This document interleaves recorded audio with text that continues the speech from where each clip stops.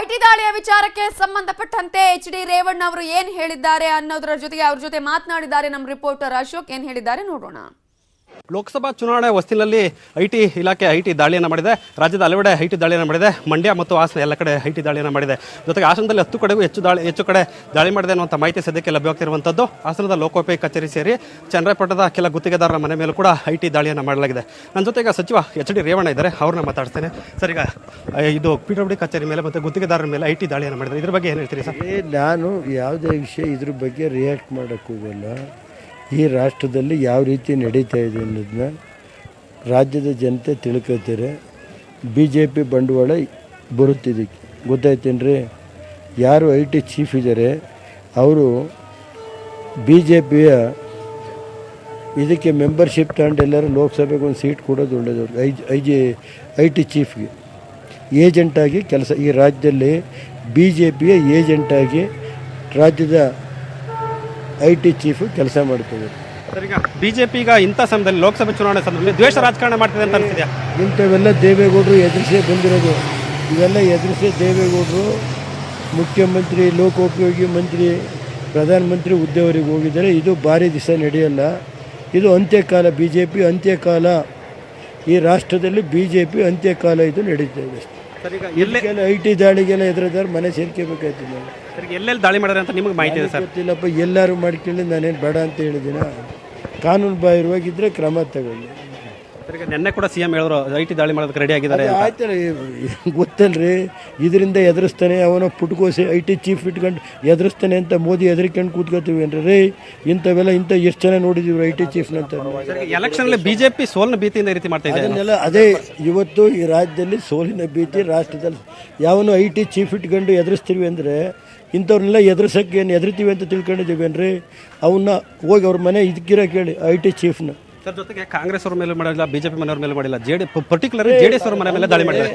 ದೇವೇಗೌಡರ ಶಕ್ತಿ ಏನು ಅನ್ನೋದನ್ನ ಅರ್ಥ ಮಾಡ್ಕೋಬೇಕಾಯ್ತು ಎದುರಿಕೊಂಡು. ಇದರಿಂದ ಏನಾದ್ರು ಎದುರಿಸಿ ದೇವೇಗೌಡರನ್ನ ಎದುರಿಸ್ತಾರೆ ಅಂತ ತಿಳ್ಕೊಂಡಿದ್ರೆ ಇಂಥವೆಲ್ಲ ನೋಡ್ಬಿಟ್ರೆ ದೇವೇಗೌಡರು ನಡೀರಿ. ಅವನವನು ಚೀಫ್ನ ಇಟ್ಕೊಂಡು ಅವನವನು agent of the BJP. IT chief, ಈ ರಾಜ್ಯದ IT ಚೀಫ್ ಇದನ್ನಲ್ರಿ, ಏಜೆಂಟಾಗಿ ಕೆಲಸ ಮಾಡ್ತಾ ಇದ್ದಾನೆ, BJP ಏಜೆಂಟಾಗಿ. ಇದು ಸಚಿವ ಅನುಭವಿಸೋ ಕಾಲ ಬರುತ್ತೆ ಅವನು. ನಿಮ್ಮ ಮುಂದಿನ ನಡೆ ಏನು ಸರ್? ಯಾವ ರೀತಿ ಹೋರಾಟ ಮಾಡ್ತೀರಿ ಅಂತ? ಟೈಮ್ ಬರುತ್ತೆ, ಏನು ನಡೀರಿ. ಇದಕ್ಕೆಲ್ಲ ಹೆದರಿಕೊಂಡು ನಾವು ಜನತೆ ಉತ್ತರ ಕೊಡ್ತಾರೆ ಇದಕ್ಕೆಲ್ಲ. ಈಗ ಮಂಡ್ಯದಲ್ಲೂ ಕೂಡ ರಾಜ್ಯ ಹೆದ್ದಾರಿಯನ್ನು ತಡಿತಿದ್ದಾರೆ, ಕಾರ್ಯಕರ್ತರು ಬೀದಿಗಿಳಿದು ಹೋರಾಟ ಮಾಡ್ತಾರೆ. ಇಲ್ಲೇನೋ ಆ ರೀತಿ ಇದಾಗುತ್ತೆ ಏನು ಸರ್? ಅದನ್ನು ಈಗ ಯಾಕೆ ಮಾಡಕ್ಕೆ ಹೋಗ್ಬೇಕು? ನಾನು ಆ ಕೆಲಸ ಟೈಮ್ ಬರಲಿ, ನಾನು ಮಾಡ್ತೀನಿ. ಇದು ಸಚಿವ ಎಚ್.ಡಿ. ರೇವಣ್ಣರ ಮಾತು. ಕ್ಯಾಮ್ರಾ ಪರ್ಸನ್ ನಂಬಿಕೆ ಪ್ರಸಾದ್ ಜೊತೆ ಅಶೋಕ್, ನ್ಯೂಸ್ 18 ಕನ್ನಡ, ಹಾಸನ. ಇನ್ನ ಏನೇನು ಮಾಡ್ತಾರೆ ನೋಡ್ತಾ ಇರೋಣ ಅಷ್ಟೇ. ಅದಕ್ಕೆಲ್ಲ ನಾವು ತಲೆ ಕೆಡಿಸ್ಕೊಳ್ತಿದ್ದಾರೆ. ನಾವು ಅದಕ್ಕೇನೋ ಚರ್ಚೆನೇ ಮಾಡೋಣ.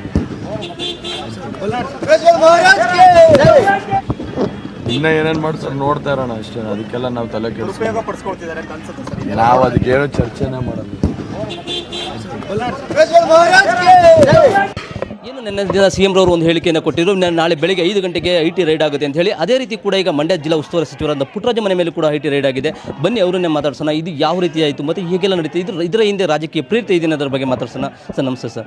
ನಿನ್ನೆ CM ರವರು ಒಂದು ಹೇಳಿಕೆಯನ್ನು ಕೊಡಿದ್ರೆ, ಆ ಹೇಳಿಕೆ ಬೆನ್ನಲ್ಲೇ ಮಧ್ಯರಾತ್ರಿನೇ ಕೂಡ ಕೆಲವೊಂದು ಮನೆಗಳ IT ರೈಡ್ ಆಗುತ್ತೆ. ಜೊತೆಗೆ ಈಗ ನಿಮ್ಮ ಮನೆ ಮೇಲೂ ಕೂಡ ಬೆಳಗಿನ ಜಾವ IT ರೈಡ್ ಆಗಿದೆ. ಏನು ಅನ್ಸುತ್ತೆ ಸರ್?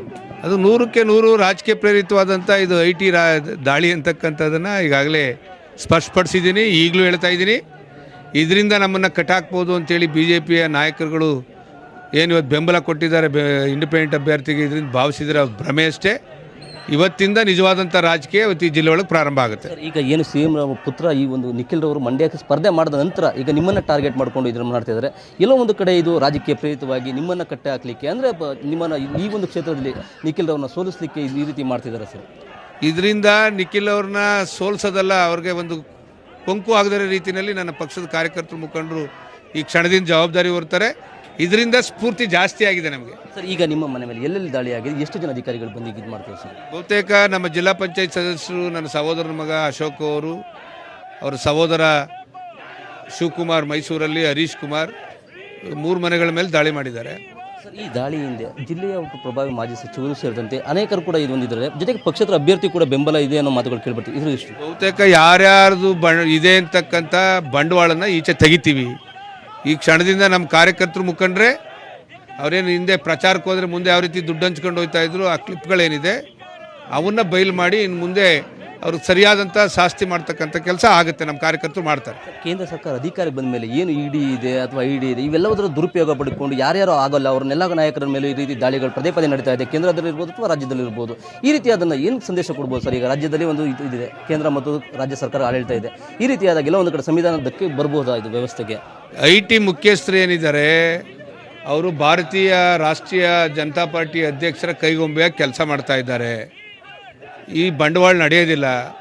ಇದು ಮುಂದಿನ ದಿನಗಳಲ್ಲಿ ಈ ರಾಜ್ಯದ ಜನ ಸರಿಯಾದಂಥ ಪಾಠವನ್ನು BJPಗೆ ಕಲಿಸ್ತಾರೆ ಅಂತಕ್ಕಂಥದ್ದನ್ನು ಹೇಳಲಿಕ್ಕೆ ಬಯಸ್ತಾ ಇದ್ದಾರೆ. ಈ ಒಕ್ಕೂಟ ವ್ಯವಸ್ಥೆಯಲ್ಲಿ ಈ ರೀತಿಯಾದಾಗ ರಾಜ್ಯ ಮತ್ತು ಕೇಂದ್ರಗಳ ನಡುವೆ ಸಮನ್ವಯ ಒಂದು ಕಟ್ಟಾಗುವಂಥ ಸಾಧ್ಯತೆಗಳಿರುತ್ತೆ. ಇದ್ರ ಬಗ್ಗೆ ಹೇಳಿದ್ದಾರೆ. ಈಗ ಪಶ್ಚಿಮ ಬಂಗಾಳದಲ್ಲೂ ಅದೇ ರೀತಿ ಆಯಿತು. ಆ ರೀತಿ ಏನಾರು ಆಗ್ಬೋದು? ಈಗ ಆ ಥರದ ಯಾವುದೇ ನಡವಳಿಕೆ ನಡೆಸಲಿಕ್ಕೆ ಸಾಧ್ಯ ಇಲ್ಲ.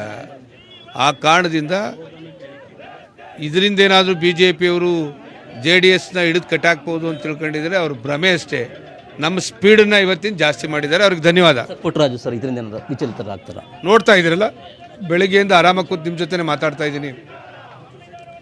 ಯಾವತ್ತು ಕಳೆದ 50-60 ವರ್ಷಗಳಿಂದ ನಮ್ಮ ಅಪ್ಪನ ಕಾಲದಿಂದ ನಾವು ಬಿಸ್ನೆಸ್ ಮಾಡ್ಕೊ ಬಂದಿದ್ದೇವೆ. ITಗೆ 5 ರೂಪಾಯಿ ತಗೊಂಡದ್ದು ಲೆಕ್ಕ ಕೊಟ್ಟಿದ್ದೀವಿ, ಖರ್ಚು ಮಾಡೋದು ಲೆಕ್ಕ ತಗೊಂಡು ಕೊಟ್ಟಿದ್ದೀವಿ. ಆ ನಿಟ್ಟಿನಲ್ಲಿ ITಗೆ ಮೋಸ ಮಾಡಿ ಬದುಕ್ತಕ್ಕಂಥ ಅಗತ್ಯ ನಮಗಿಲ್ಲ. ಆ ನಿಟ್ಟಿನಲ್ಲಿ ನಮ್ಮ ಬದುಕೆ ಪಾರದರ್ಶಕವಾಗಿದೆ. ಪುಟ್ಟರಾಜು ಸರ್ ಮನೆ ಮೇಲೆ ದಾಳಿ ಮಾಡಿದ್ಮೇಲೆ ಈಗ ನಿಮ್ಮ ನಾಯಕರು ನಿಮ್ಮ ಬೆನ್ನಿಗೆ ನಿಂತಿದ್ದಾರೆ, ನಿಮ್ಮ ಒಂದು ಇದನ್ನು ಈಗ ಯಾವುದೇ ಬೆನ್ನಿಗೆ ನಿಂತುಕೊಳ್ತಕ್ಕಂಥ ಅಗತ್ಯ ಇಲ್ಲ. ನನ್ನ ಪಕ್ಷದ ಮುಖಂಡರು, ಕಾರ್ಯಕರ್ತರು, ನಮ್ಮ ಹಿತೈಷಿಗಳು ನನ್ನ ಜೊತೆ ಇರುವಾಗ ಇನ್ನು ಅದಕ್ಕಿಂತ ಬಿಗಿಲಾಗಿ ಇನ್ನೇನು ಬೇಕಾಗಿಲ್ಲ. ಒಟ್ಟಾರೆಯಾಗಿ ಇದಿಷ್ಟು ಏನು ಉಸ್ತುವಾರಿ ಸಚಿವ ಪುಟ್ಟರಾಜು ಹೇಳೋ ಮಾತು. ಮಂಡ್ಯದ ಕ್ಯಾಮರಾ ಪರ್ಸನ್ ಮಧು ಜೊತೆ ರಾಘವೇಂದ್ರ ಗಂಜಂ, ನ್ಯೂಸ್ 18 ಕನ್ನಡ. ಅಲ್ಲ, IT ರೇಡ್ಗೂ ಒಂದು ಇಂಡಿವಿಜುವಲ್, ನಾನು I am just an MP candidate. ಸದ್ಯಕ್ಕೆ ನನಗೆ ಯಾವ ರೀತಿಯ ಸಂಬಂಧ ಇದೆ ಇದನ್ನು ಅವರು ರಾಜಕೀಯವಾಗಿ ಬಳಸ್ಕೊಳ್ಳೋಕ್ಕೆ ಮಂಡ್ಯದಲ್ಲಿ ಈ ರೀತಿ ಏನಾದರೂ ನಾವು ಸಿಂಪತಿ, ಈಗ ಅಷ್ಟೇ ಸಿಂಪತಿ ಏನು ಬರ್ತಾ ಇಲ್ಲ ಜನಕ್ಕೆ. ಅವ್ರು ಆಡಿರೋ ಮಾತುಗಳನ್ನ ಕೇಳಿ ಜನ ತುಂಬ ಬೇಜಾರಾಗಿಬಿಟ್ಟಿದ್ದಾರೆ, ನೊಂದ್ಕೊಂಡಿದ್ದಾರೆ. IT ಅನ್ನೋದು ಸೆಂಟ್ರಲ್ ಡಿಪಾರ್ಟ್ಮೆಂಟು. ಈಗಾಗಲೇ ಅವ್ರ ಶಾಸಕರು ಮೊನ್ನೆ ಒಂದು ಬೆದರಿಕೆ ಹಾಕಿಲ್ವಾ? ಏನಂತ ಹಾಕಿದ್ರು?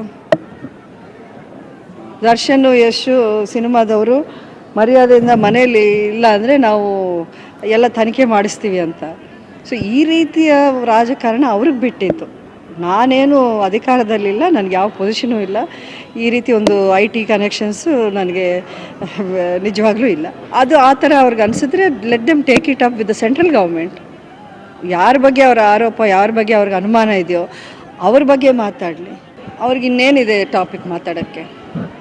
ಅವರೇ ಹೇಳಿದ್ದಾರೆ ಅವರ ಅಭ್ಯರ್ಥಿನ ಗೆಲ್ಲಿಸಿದ್ರೆ ಮಂಡ್ಯ ಅಭಿವೃದ್ಧಿ ಮಾಡ್ತೀವಿ ಅಂತ. ಹಂಗಾದರೆ ಲೆಕ್ಕ ನಾವೇನು ಅನ್ಕೋಬೇಕು? 8 ಜನ MLAs, 3 ಜನ ಮಿನಿಸ್ಟ್ರು, 3 ಜನ MLC, ಒಬ್ಬರು MP, CM, ಇವ್ರು ಯಾರು ಏನು ಈವರೆಗೂ ಮಾಡಿಲ್ಲ ಮಂಡ್ಯಕ್ಕೆ ಅಂತ ಅವರೇ ಹೇಳ್ಕೊತಿದ್ದಾರೆ. ನಾನು ಹೇಳ್ತಾ ಇಲ್ಲ ಇದನ್ನು. ನಾನು ನಿಜವಾಗ್ಲೂ ಗೊತ್ತಿಲ್ಲ ಅವ್ರು ಏನು ಮಾಡಿದ್ದಾರೆ, ಏನು ಮಾಡಿಲ್ಲ ಅನ್ನೋದು. ಬಟ್ ಇವಾಗ ಅಭಿವೃದ್ಧಿ ಮಾಡ್ತೀವಿ ಅಂದರೆ ಇಷ್ಟು ದಿನ ಏನು ಮಾಡ್ತಿದ್ರು ಇವರು? ಅವ್ರ ಕೈಲಿ ಏನೂ ಆಗಲ್ವಾ? ಅವ್ರಿಗೇನು ಅಧಿಕಾರ ಇಲ್ವಾ? ಮಿನಿಸ್ಟರ್ಸ್ ಇದ್ದಾರೆ. ಏನಕ್ಕೆ ಮತ್ತೆ ಜನ ಅವ್ರನ್ನ ಗೆಲ್ಲಿಸಿ ಕಳಿಸಿರೋದಲ್ಲಿಗೆ? ಏನಕ್ಕೆ ಅವ್ರ ಅಧಿಕಾರದಲ್ಲಿದ್ದಾರೆ? ಇದನ್ನು ಅವರು ಅರ್ಥ ಮಾಡ್ಕೋಬೇಕು. ಅದನ್ನು ಬಿಟ್ಟು ನೀವು ಪರ್ಸ್ನಲ್ ಟಾರ್ಗೆಟಿಂಗು, ಪರ್ಸ್ನಲ್ ಅಟ್ಯಾಕ್ಸು ಈ ರೀತಿ ಇವತ್ತಿಂದ ನೋಡ್ಕೊಳ್ಳಿ. ಬೇಕಾದರೆ ಈ IT ಇಶ್ಯೂನ ಇಟ್ಕೊಂಡು ಯಾವ ರೀತಿಯ ಸಿಂಪತಿಗೋಸ್ಕರ ಅವರೊಂದು ಡ್ರಾಮಾ ಮಾಡ್ತಾರೆ ಅನ್ನೋದು ನೋಡ್ಕೊಂಡು ಹೋಗೋಣ. Thank you.